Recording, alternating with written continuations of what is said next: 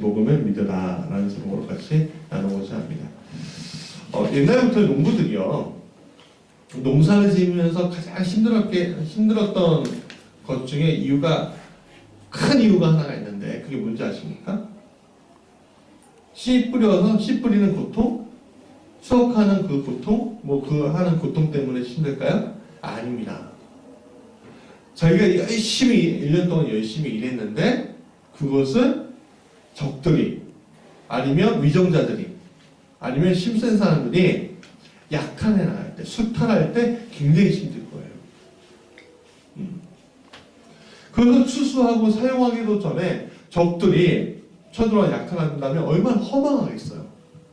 그렇지 않습니까?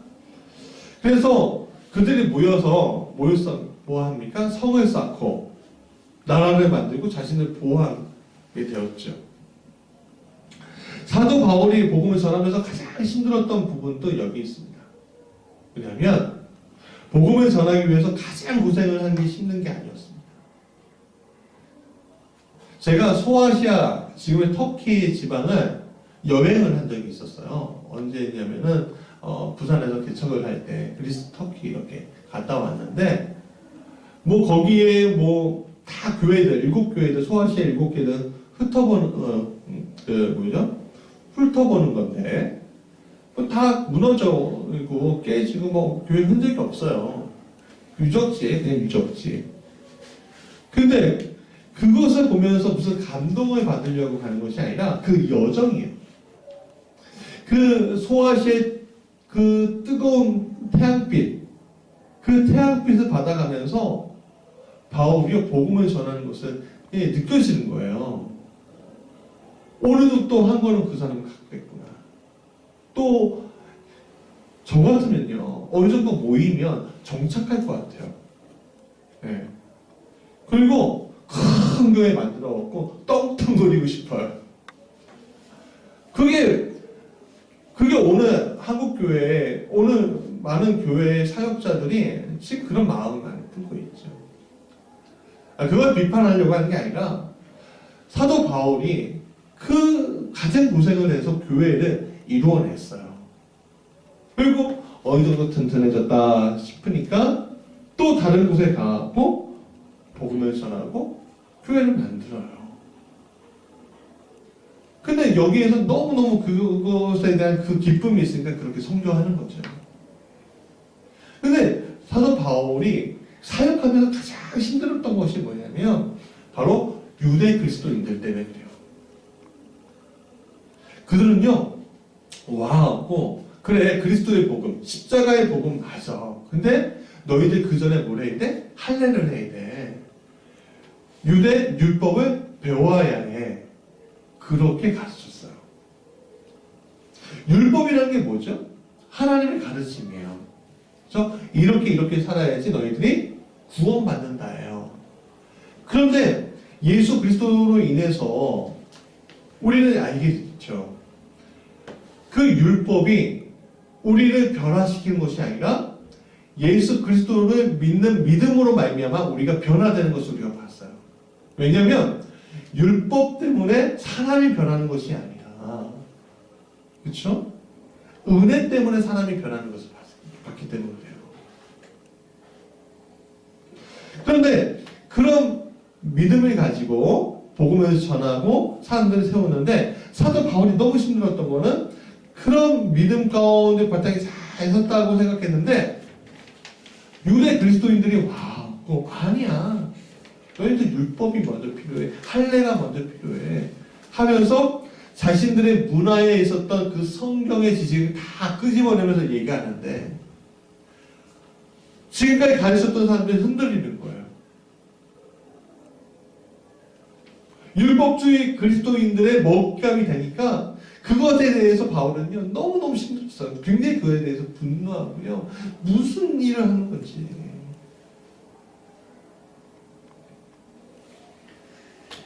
아니, 율법주의 배경을 가진 그리스도인들이 있다면, 그들이 자신의 배경을 갖고 있다면 그들의 교회를 세우면 돼요. 그렇지 않습니까? 근데 굳이 와갖고 들어와서, 야, 너 이거 모르지? 이러는 거예요.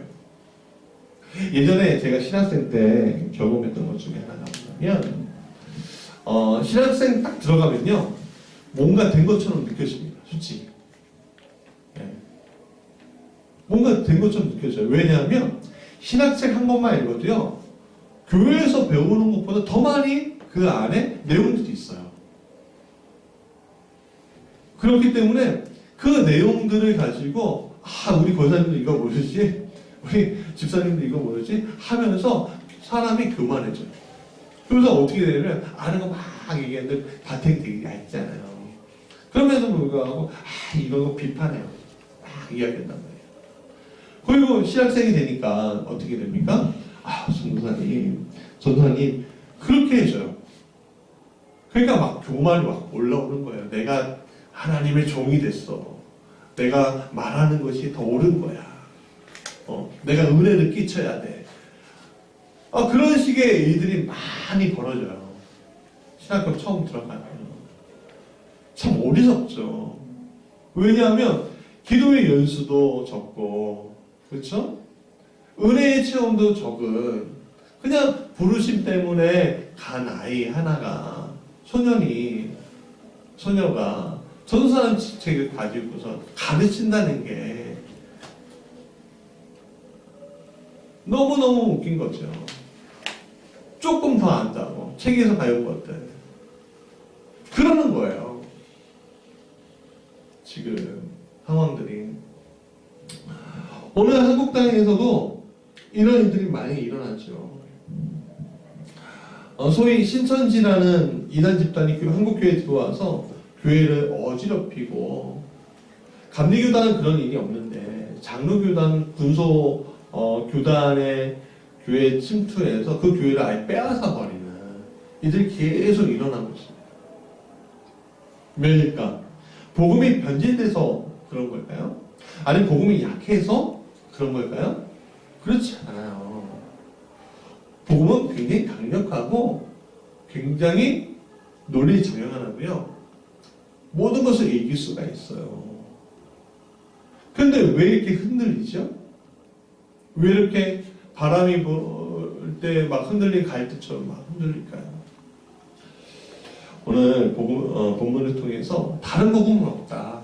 다른 복음은 없어. 라고 이야기하는 이 사도 바울의 목소리를 한번 들어보고자 하는데, 첫 번째, 같이 읽어볼까요? 시작. 하나님의 은혜로 우리는 구원을 받았다.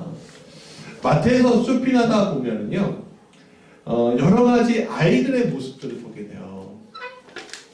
호기심 어린 눈빛으로 싹 살펴보는 아이들이 있어요. 야, 뭐가 있을까? 이런 거. 그렇죠? 그리고 어떤 아이 부모가 사준 장난감 때문에 너무 기뻐하는 아이가 보여요. 그런가 하면요, 부모와 장난감을 가지고 실랑이를 벌여요.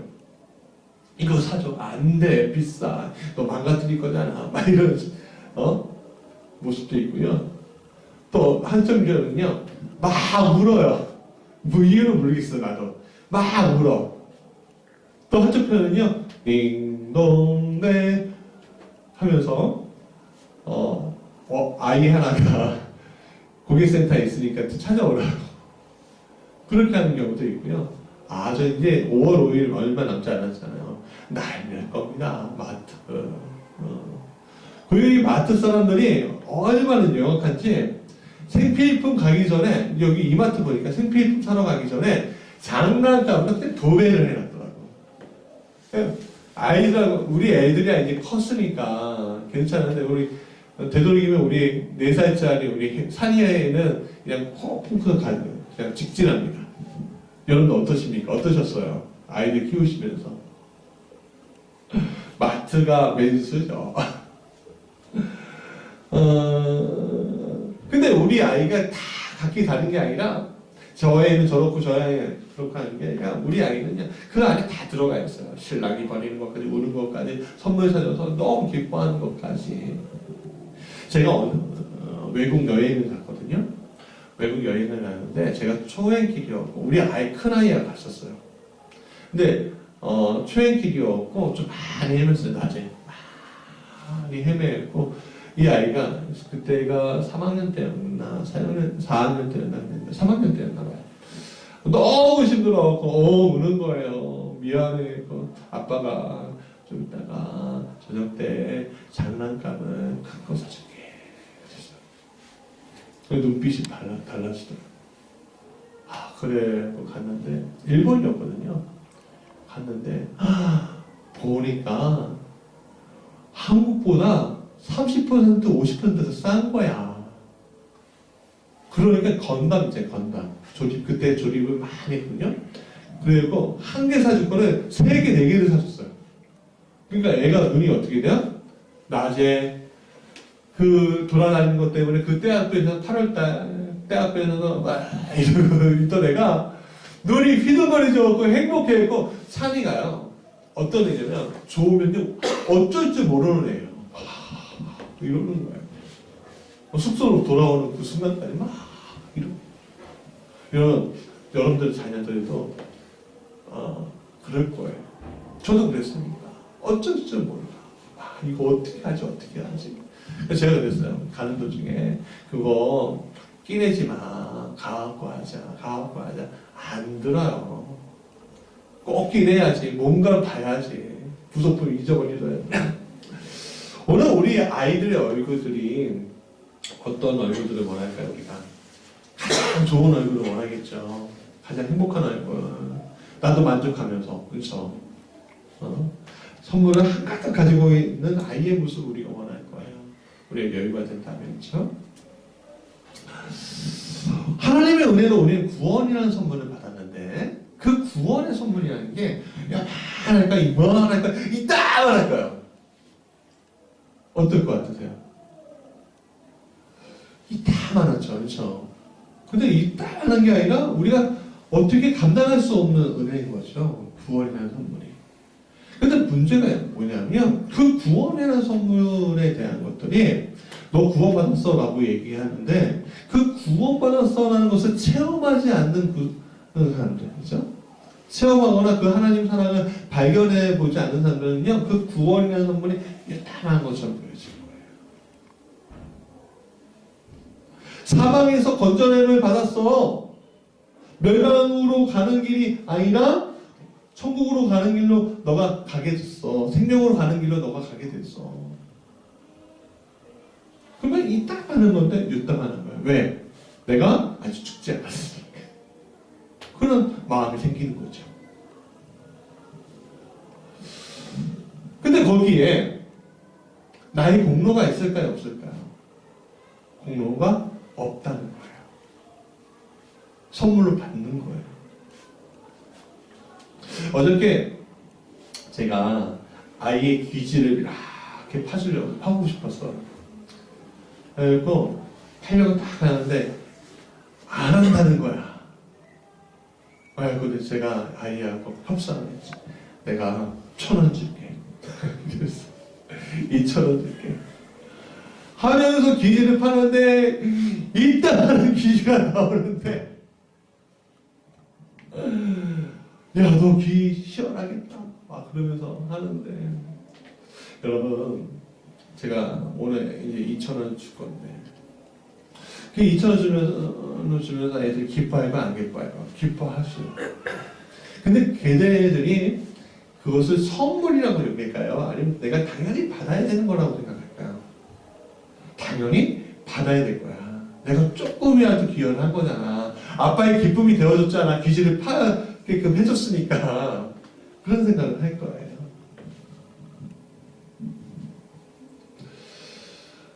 근데 구원이라는 선물, 하나님 앞에서 구원이라는 선물은 우리가 그런 조금만이라도 이거 하면 좋은데 그렇지 않다는 거죠. 그래서 로마서 3장 24절 같이 읽어볼까요? 시작. 그리스도 예수 안에 있는 성령으로 말미암아 하나님의 은혜로 값없이 의롭다 하시는 얻은 자가 되었느니라 라고 얘기해요. 어떻게 그것이 가능할까라고 할 때 우리는 알아요. 예수님께서 자신의 피로 우리의 죄값을 다 지불했어요. 그것을 우리는 속량, 구속이라는 단어를 합니다. 그러면 속량, 구속이라는 단어를 하는 이 구원의 놀라운 역사가 그러면 완벽하게 우리에게 들어온 걸까요? 아니면 너가 요만큼 믿으면 한 발자국 들어오고 요만큼 믿으면 한 20% 들어오고 이럴까요? 그런 걸까요? 그렇지 않죠. 완벽하게 들어왔어요. 남김없이 주님이 그 죄에 대한 부분들에 대해서 다 지불해 주신 거란 말이죠. 따라서 우리는 온전히 값없이 거저 의롭다함을 받았다라고 이야기할 수 있습니다. 그래서 사도 베드로는 예루살렘에서 이렇게 얘기해요. 주 예수의 은혜로 구원받은 줄을 내가 믿노라라고 얘기해요. 그러니까 은혜로 구원받았다는 건 나의 공로가 전혀 없어 라고 얘기할 수 있는 거죠.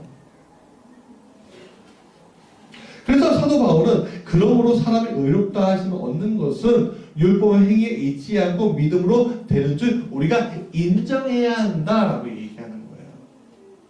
그러니까 율법, 내가 하나님께 충성함으로 말미암아 구원은 내가 받은 거야. 나는 의로워 라고 할 수 없다. 너는 그렇게 할 수 있는 제목도 아니고 너는 그렇게 할 수 있는 능력도 안 돼. 그거는 저 사람도 그렇고 너도 그렇고 저 사람도 그렇단 말이야. 그렇기 때문에 내가 전적으로 할 수 없게 누가 오신 거야? 예수님이 오신 거지. 그 예수님으로 말미암아 우리가 구원받은 거지 너의 능력, 너의 충성은 아무 의미가 없는 거야. 구원의 단어 앞에서, 구원의 문 앞에서 그걸 우리가 인정하고 가야 해 라고 얘기하는 거예요. 루터는 이 말씀에서 오직 믿음으로 라고 번역을 했어요. 오직 믿음은 우리가 의롭다함을 받은 것이 전적으로 하나님의 은혜로 된 것입니다 라는 고백이에요. 그 당시 중세시대 때 루터가 있었던 그 중세시대 때는 사람들이 성경에 대해서 몰랐어요. 그러니까 그 당시 미사에 집사했던 사제들이 너 이렇게 해야지 구원받아, 너 이렇게 해야지 숙제받아, 너 이렇게 해야지 해 하면서 온갖 의무들을 그들에게 주어줬어요. 그러니까 이 사람들은 어떻게 돼요? 내가 이거를 해야 되는구나, 저거를 해야 되는구나, 내가 고행을 해야 되구나, 내가 저 계단 100계단을 한 거는 한 개 올라갈 때마다 기도하고 또 한 개 올라갈 때마다 기도해야 되는구나, 내가 내 욕망을 지적으로 다스려야 하는구나, 그래서 내가 구원을 받아야 되는구나, 그렇게 가르쳤단 말이에요. 그러나 성경은 그렇지 않다는 거죠. 너의 구원은 뭐예요? 전적으로 이미 주어진 거야. 누구 때문에? 예수님 때문에. 예수님 때문에. 예수 그리스도의 피의 공로 때문이야. 그게 우리의 믿음의 원천인 거예요. 그런데 왜 그 믿음의 원천을 가르쳤던 그 갈라디아 사람들이, 그 갈라디아 교인들은 왜 바울이 책망을 할까? 두 번째 같이 읽어봅시다. 시작. 뿌리 깊은 신앙을 갖자. 같이 읽어볼까? 6절 시작. 그리스도의 은혜로 너희를 부르신 이들 가이같이 속히 떠나 다른 복음을 따르는 것을 내가 이상히 여기구나. 이게 무슨 말이냐? 너가 어떻게 믿게 됐냐? 너가 어떻게 부르심을 받게 됐냐? 너희 교회를 어떻게 세우게 됐느냐? 은혜 아니냐? 은혜의 복음 아니냐? 율법으로 너희들 이거 해야 된다라고 해고 하는 것이 아니라 전적으로 하나님의 은혜로 이 모임이 생기고 이 교회가 생기고 이 교회가 어떻게 해요? 세상 가운데 나온 것이 아니냐? 그래, 은혜의 복음에 반응해서 너희가 예수 믿고 있는데 왜 다른 것에 귀 기울이냐? 속히 떠났다는 말이 그 말이에요. 왜 그래요? 뿌리가 얕아서 그래요. 말씀의 뿌리가 얕아서 그래요. 제가 가끔씩 이제 교리 공부를 좀 이렇게 설교 가운데 좀 놓고 또 여러분들하고 좀 교리에 대해서 좀 이야기하려고 노력하고 있는데, 왜 그러냐면 그 말씀의 뿌리가 무엇인지 정확하게 알아야지 뿌리가 깊게 박힐 수가 있거든요. 근데 거기만 끝나는 것이 아니라 체험이 있어야 돼요. 그리고 그 속에서 나오는 하나님의 섭리를 깨닫는 자가 형성의 길로 우리가 갈 수 있는 거거든요.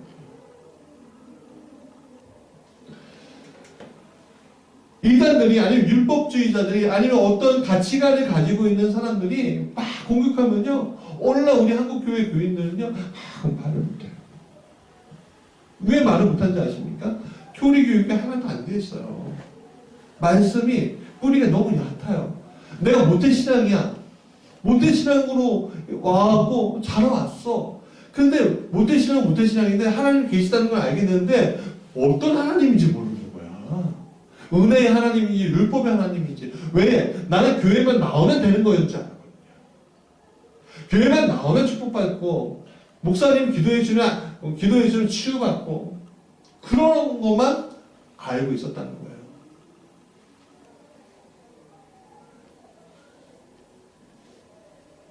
죄에 대해서 이야기하고 교리에 대해서 이야기하면 되게 답답하고 너무 딱딱해 너무 힘들어 우리가 막 그러잖아요.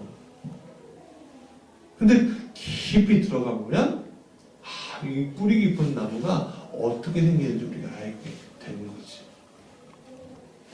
여러분, 우리가 말씀이 약하면 어떤 일이 일어나는지 아십니까? 사단이 공격하는 겁니다. 신천지하고 또 뭐 이단들이 우리를 어떻게 공격해요? 그냥 내 가치관을 공격해요? 그렇지 않아요. 말씀으로 공격하잖아요. 사단도 예수님을 어떻게 공격했죠? 말씀으로 공격했어요. 마태복음 4장 사단이 얘기해요. 파란 글씨 읽어볼까요? 그가 너를 위하여 그의 사자들을 명하시니 그들의 손으로 너를 곁으로 발이 돌에 부딪히지 않게 하리로다. 이게 시편 91편에 있는 말씀과 똑같아요.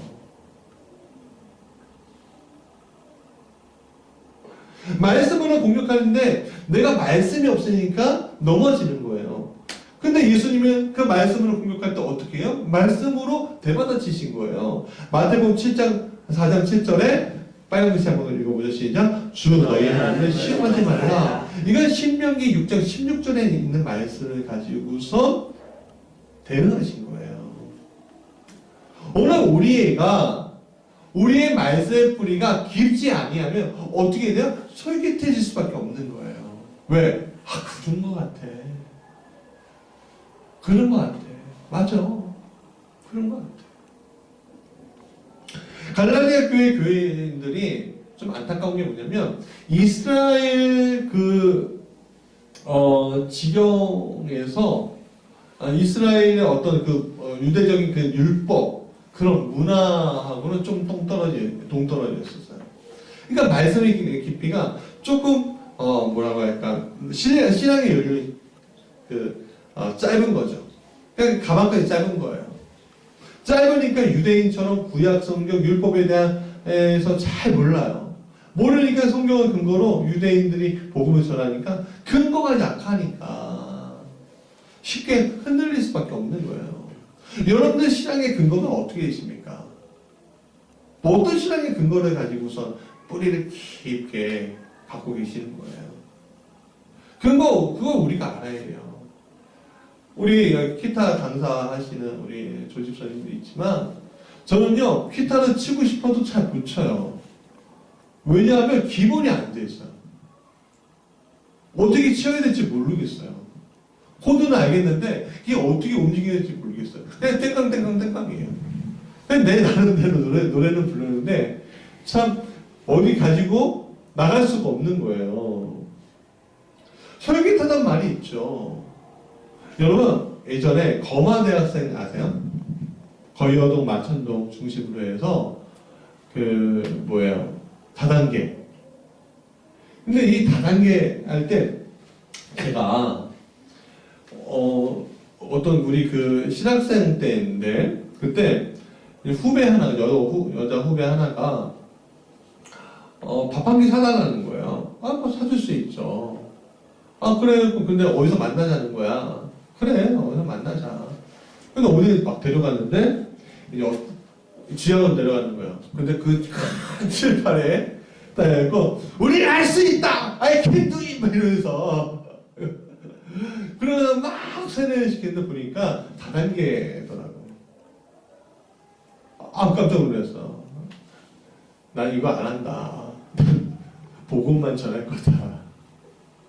하고 하는데 또 이거 예의가 아니지 않냐고 막 그러더라고. 그러니까 또 재밌는 게 뭐냐면 거기 매니저급 되는 사람이 뭐라는 줄 알아요? 아니 우리가 이상한 거 하는 거 아니고 정당한 거 하는데 이 사람 믿지 않으면 보내라고. 왜 그렇게 하시냐고 하면서 오히려 저를 데리고 온 이 친구를 혼내더라고요. 너무 당당한 거야. 난 이거 확신하니까 이거를 열심히 하면 우리는 성공할 수 있어야. 근데 결과를 알죠. 대학생들이 학비 투자하고 뭐하고 했고 내가 소득이 만큼 하고 싶었는데 안 됐잖아요. 요즘에 비트코인 얼마 전에 강풍이 확 불었어요. 자고 나면 100배가 올라있다. 뭐 이런 얘기가 있었어요. 저도 잘 모르겠어요. 그러니까 저도 이렇게 유심히 뭔가 하고서 본 적이 있는데 진짜 무슨 빨간 색깔이 주식하는 거하고 비슷한가 봐요. 나도 뭐 잘 모르겠는데 빨간 색깔이 막 올라가는 거야. 사람들 혹하겠어. 100원짜리 200원 갑자기 300원 되고 400원 되니까. 내가 솔깃하잖아. 그래갖고 많은 젊은 사람들이 한번 해보자고 딱 들어온 다음에 어떻게 돼요? 진짜 갖고 있는 사람들 확 빠져나왔잖아요. 솔깃한 거예요. 사단의 음식은요. 예. 근데 그들이 왜 문제가 일어나죠? 물질이 바탕이 든든하지 않으니까 문제가 일어나는 거예요. 어떻게든 벌어보려고, 어떻게든 공부를 좀 맞춰보려고, 어떻게든 살아보려고 하는 그 간절한 마음 때문에.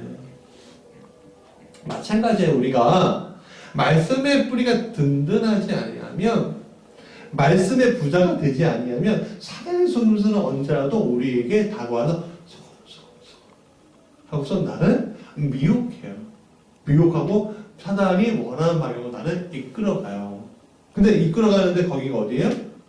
구원의 길이에요? 멸망의 길이에요? 멸망의 길로 가는 거예요. 그러니까 지금 갈라디아 교인, 그 교인들을 소곤소곤하게 하는 그 세력들이 어떻게 해요? 듣기는 좋고, 이건 맞고, 내가 지금 믿는 것보다 이렇게 함으로 말미암아 하는 것이 구원의 길로 더 가는 것처럼 느껴지는 그 순간, 그들은 어디로 가고 있는 겁니까? 멸망의 길로 갈 수밖에 없게 된다는 거죠. 그래서 오늘 우리가 세 번째 같이 읽어볼 시작. 복음의 확신을 갖자. 자, 갈라디아 2장 21절 읽어볼까요? 시작. 내가 하나님의 은혜를 패하지 아니하노니 만일 의롭게 되는 것이 율법으로 말미암으면 그리스도께서 헛되이 죽으셨느니라 라고 얘기했어요. 여기 오늘 우리가 예수님이 우리에게 주신 복음 외에는 우리가 다른 것을 믿지 아니해야 된다 라고 바울이 이야기하는 것은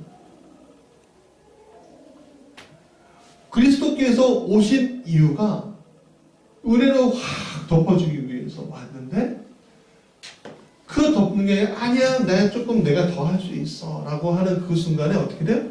멸망으로 갈 수밖에 없고 그리스도가 오신 목적에 합당하지 않게 돼버리니까 그러면 그리스도께서 너를 위해서 헛되이 죽으신 게 돼. 그럼 말이 안 되지 않니? 라고 얘기하는 거예요. 오늘 교회가 아니면 우리의 삶 가운데 이렇게 해요. 우리 가정도 마찬가지죠. 가정에서 우리 아이들이 이렇게 얘기해요. 우리 아이들한테 이렇게 얘기해요. 너 이거 해야 돼. 그래야지 너가 성공할 수 있어. 너가 좋은 길로 갈 수 있어. 더 훌륭한 사람이 되고 하나님께 영광을 돌리게 돼. 라고 얘기해요. 교회도 마찬가지예요. 많은 교회가 우리 꼭 전도해야 합니다. 우리 뭐 해야 됩니다. 그래야지 하나님께 영광 돌리는 겁니다. 그래야지 구원의 길로 더 가는 겁니다. 라고 얘기해요. 맞아요? 아니에요. 이 아이가 아무리 못난 아이일지라도 이 아이가 우리가 무엇을 가르쳐서 이 아이가 잘 되는 것이 아니라 하나님의 전적인 은혜가 있어야지 이 아이가 잘 되는 거고, 교회도 하나님의 전적인 은혜 안에 있어야지 교회가 잘 되는 거예요. 순종이죠. 잘 되는 이유는, 그러니까 오늘 우리가 어떤 지불할 필요가 없어요. 그냥 주님 원하시는 거는 딱 하나예요. 다른 거 아니에요. 무지개 교회에 여러분들 예배 드리지만 제가 여러분들 이거 해주세요 부탁할 수도 있고 또 그렇게 해주시기도 해요. 근데 그거 구원하고 아무 상관이 없고 축복의 길하고는 아무 상관이 없어요. 왠지 아십니까? 구원의 길에 이미 여러분들이 열려져 있고 축복의 길도 열려져 있는 거예요. 그냥 하나님께서 주신 비전에 따라서 내가 순종하고 한 걸음 하고 또 한 걸음 하고 또 한 걸음 가는 거예요. 어떻게? 뒤돌아보지 않고 좌우로 살피지 않고 가보는 거예요. 이번에 저희가 이제 17일 이사를 하게 됐는데 제가 뭐 자세한 이야기는 할 수가 없지만 맨 처음에 염려가 됐어요. 2월달, 3월달에 2월, 3월달에. 왜냐하면 그거에 들어갈 돈이 없어요. 저희는 사방이 꽉 막혀 있어요. 그래서 고민이 많이 되죠. 그런데 주위에서 이번에 가셔야 합니다라는 얘기도 하고, 왜냐하면 지금 우리 8단지 아파트에 들어가는 것도 난 정말 은혜라고 생각해요. 기뻐요. 불편함이 없어요. 교회하고 너무 가깝기 때문에 행복해요. 근데 아이들이 많으니까 어쩔 수 없는 선택들이 생기는 거죠. 그냥 안 될 줄 알았어요. 주변에서도 또 걱정 많이 하시고 이렇게 됐어요. 왜냐하면 그거 어떻게 감당할 거야. 들어가긴 들어가고. 근데요, 제가 자세히 말씀 못 드려 죄송하지만 하나님이요 들어가게끔 하시고요, 물질도요 모자이크 딱 하게 하시고요, 저희가 생각지도 않은 물질들이 들어왔고요, 그런 일들이 생기더라는 거죠. 왜?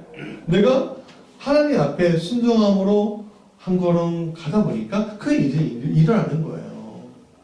그러니까 내가 무엇을 특별히 더하고 하나님의 영광을 더한다? 그거 아니에요. 내 안에 있는 하나님의 영광의 역사가 너무 기뻐서 전하는 것뿐이지, 내가 그 전함으로 말미암아 하나님의 소원을 이룬다? 그 거짓말 같은 얘기예요. 내 비전대로 가면서 갈 때 하나님의 기쁨이 내 안에 임하기 때문에 가는 거예요. 가는 거예요. 그러니까 오늘 여러분 무엇을 해야 한다는 생각을 하지 마세요. 교회 여러분들 우리 부지개 교회도요 많은 일들을 해요. 지금 5월달에 또 많은 일들이 일어날 거예요. 4월 말에 또 결혼식장도 해야 되고. 근데 저는 어떤 마음이 있냐면, 여러분들 마르다하고 마리아 이야기 아시죠? 마르다의 위치에 있을 때도 있고요, 마리아의 위치에 있을 때도 있어요. 거기에 하나님 그 자리에 순종하면 되는 거예요. 저 사람이 굳이 뭘 해야 된다, 이 사람 데리고 와야 한다, 왜 안 하느냐, 그게 안 해도 돼요. 안 되면 그냥 포기하면 되는 거예요. 우리 구원하고 아무 상관이 없는 거예요. 부흥하고 아무 상관이 없는 거예요. 여러분들 마음 가운데 풍성함이 있으면 돼요. 그걸로 시험 다닐 필요가 없어요. 우리 아이들을 가르칠 때 노력이니까 그렇게 하자 이거죠. 삐뚤어 나가지 않게끔 뭘 많이 가르쳐갖고 그 아이가 잘 될 거라고 생각하지 마십시오. 얼마 전에 대한항공 회장님 그 따님들이 계속 문제를 일으키잖아요. 그러면서 한 20살 차이 나는 임원한테 뭐야 막 하면서 그 4분짜리 그 음성 파일이 돌아다니더라고요. 그러면서 뭐라고 해요? 그 사람 분명 유학 갔다 왔을 거예요. 대단한 부자일 거예요. 근데 뭐라고 합니까? 인간이 글러먹었어 그러잖아요. 오늘 우리 아이들을 가르치거나 우리가 이 세상을 살거나 우리가 무엇을 특별하게 더하는 것이 아니라, 오늘 우리가 해야 할 것은 뭐냐면 하나님께서 우리에게 주시는 은혜를 믿음으로 순종하고 한 걸음씩 가기만 하면 돼요. 근데 뭐가 필요해요? 복음의 확실함을 가진 상태에서 가야 되는 거예요.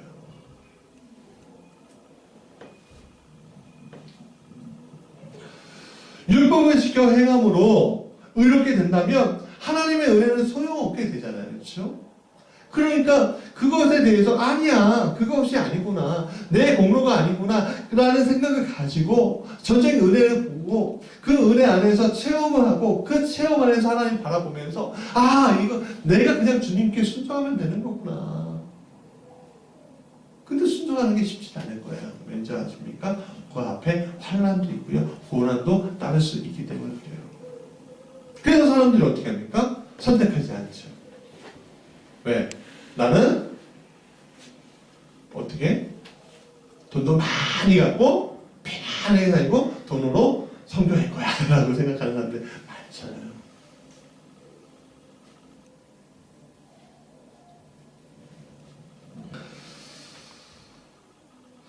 근데 그 모든 것들이 뭐예요? 율법이죠. 율법 행위예요. 다 저주 안에 있는 겁니다. 자, 네 번째 같이 읽어볼까요? 시작. 국가나 복음 위에서 열매를 맺자라고 얘기해요. 하이데베르 그 요리문답 114번 한번 읽어볼까요? 시작. 가장 거룩한 자이시라도 이 세상에서 이 신중의 조그만 시작만 할 따름이다. 누가복음 7장 28절에 보면 세례 요한이 죽고 나서 이제 예수님이 세례 요한을 판단할 때 이렇게 얘기하셔요. 내가 너희에게 말한다. 여자가 낳은 자 중에서 요한보다 큰 자가 없다. 대단한 얘기였죠. 그래서는 높이셨어요. 근데 여기에서 재밌는 사실이 하나 더 추가가 되는데, 재밌다고 얘기하는 흥미로운, 그러나 하나님 나라에서는 극히 작은 자라도 그보다 크다라고 얘기해요. 그게 무슨 말이죠? 그보다 크대요. 그렇지, 극히 작은 자라는. 오늘 우리가 취하고 있고, 오늘 우리가 대단한 사역들을 할지라도, 믿음의 순종으로 하나님 앞에 선자를 이길 수가 없다는 거예요. 작게 시작되도록. 그래서 누가복음 17장 10절에 뭐예요? 우리는 무익한 종이라 우리가 하여야 할 일은 한 것뿐이다 라고 이야기할 수밖에 없다는 거예요. 하나님이 우리에게 비전 주신 거, 우리에게 꿈을 주시고 우리에게 소망 주시고 우리가 하나님 믿게끔 하는 것들에 대해서 오늘 우리가 내가 이만큼 내가 했습니다, 이렇게 내가 했습니다, 주님 앞에 갔을 때 아무것도 아니라는 거예요. 왜? 하나님의 그 우주의 창조하심과 나를 위해서 우주의 질서를 바꿔주셔서 기적을 일으켜 주시고 하는 그 모든 것들을 견주어와도 나의 공로는요 아주 찰나잖아요. 눈 깜빡임이에요.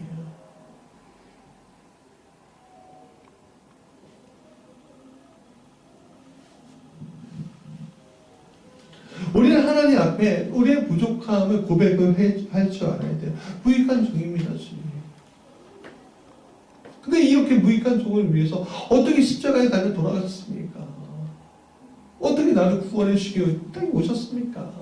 하나님 자신이 어떻게 오셨습니까? 그렇게 고백이 되어야 하는 거예요. 그 바탕 안에서 우리가 듣고 배우고 깨달은 이 복음의 굳건한 바탕 안에서, 자, 말씀의 결론이에요. 마태복음 5장 16절에 우리는 힘써 선한 일을 행하여야 합니다. 왜냐하면 이 선한 일을 통해서 우리 어두운 세상에 빛을 비추어야 하기 때문입니다. 마태복음 5장 38절, 48절 이렇게 얘기해요. 예수님의 사랑을 실천하기 위해서라고 얘기해요. 로마서 8장 26절에 하나님께 성령으로 우리의 연약을 지금 도우시고 있대요. 빌립보서 2장 15절에 보니까 우리가 이 어그러진 세상 가운데 세상의 빛으로 나타나기 주님이 지금 원하시고 있대요. 우리는 무익한 종일 뿐이에요. 그러나 무익하지만 하나님께서 우리를 빛으로 세우시기 원하고 있으시니까 오늘 우리가 주님께 순종함으로, 굳건한 믿음 안에서, 그 은혜의 복음 안에서 순종함으로 우리가 나갈 때 비로소 나도 모르게 주님이 원하시는 자리에 가 있게 되는 거예요. 내가 가고 싶어서 가는 것이 아니라 누가 가게끔 하신 거예요? 주님이 가 있게끔 만드신다는 거예요. 그럼 오늘 우리가 주님 앞에 순종해야 해요. 그 순종의 믿음의 역사가 여러분들이 있기 원합니다. 꼭 무지개교회 목사의 음성을 가지고서 순종하라는 얘기가 아니에요. 저는 선포할 뿐이고, 여러분들이 안에 계신 그 성령께서 여러분들 마음 가운데 들어오셔서, 여러분들이 순종할 바를 찾으시고, 여러분들이 행할 바를 찾으시고, 여러분들이 하나님께서 기뻐하신 바를 찾으셔서, 그것을 한 걸음 가다 보면, 행함이 없는 믿음이 아니라, 행함으로도 놀랍게 주님께서 기뻐 받으시는 여러분들이 된다는 거 믿으시길 간절히 축원합니다.